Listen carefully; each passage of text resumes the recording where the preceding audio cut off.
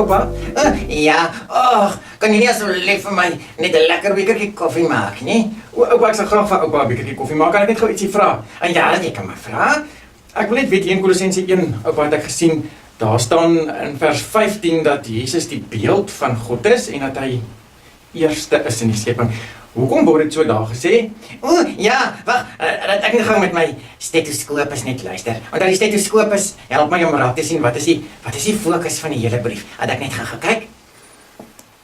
Dat ek net hier luister. Ja. So ja. Die hele skepping. Ja, wag, dat ek vir jou verduidelik.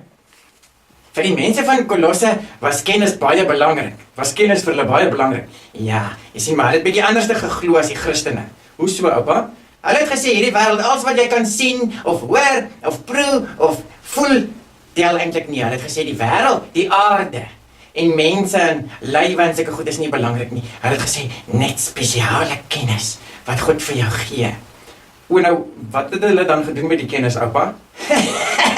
Dis eintlik die hele grappie, want Paulus skryf hier, hy sê, maar nee, as jy nou wil weet, hoe lyk regte kennis, dan moet jy kyk na Jesus. Hy is die beeld van God en hy het 'n liggaam gehad, 'n lyf. Hy was nie net God nie, hy het regtig mens geword. En daarmee het God gesê, die hele skepping is belangrik, alles, die aarde en alles. En kennis help niks as jy niks daarmee doen nie. Ek verstaan nou, oupa, so dis hoekom hy ook sê Jesus is eerste in die skepping. Ja, hy sê nie daarmee dat Jesus geskep is nie, hy sê eintlik gaan alles oor Jesus. So die mense wat sê, jou liggaam, of jou lyf, of die wêreld en alles wat jy kan sien en hoor en aan kan vat is nie belangrik nie, hulle praat eintlik nonsens.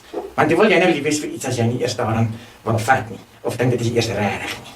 Dankie, oupa. So dit is ook hoekom daar staan dat God die hele skepping met homself versoen het. Dis groot woorde. En ja, dit sê eintlik die hele skepping en die aarde en alles daarop is vir God belangrik. En dit beteken ons tree anders op. Ons hanteer water en brandstof en alles anderste, want die hele skepping is vir God belangrik. Baie dankie, oupa. Ek waardeer oupa se raad. Kan ek daai koffie kry toe? Natuurlik, oupa. Ek het nou gehoor oupa se liggaam is ook belangrik en as oupa nou koffie nodig het, dan bring ek vir oupa. Baie dankie.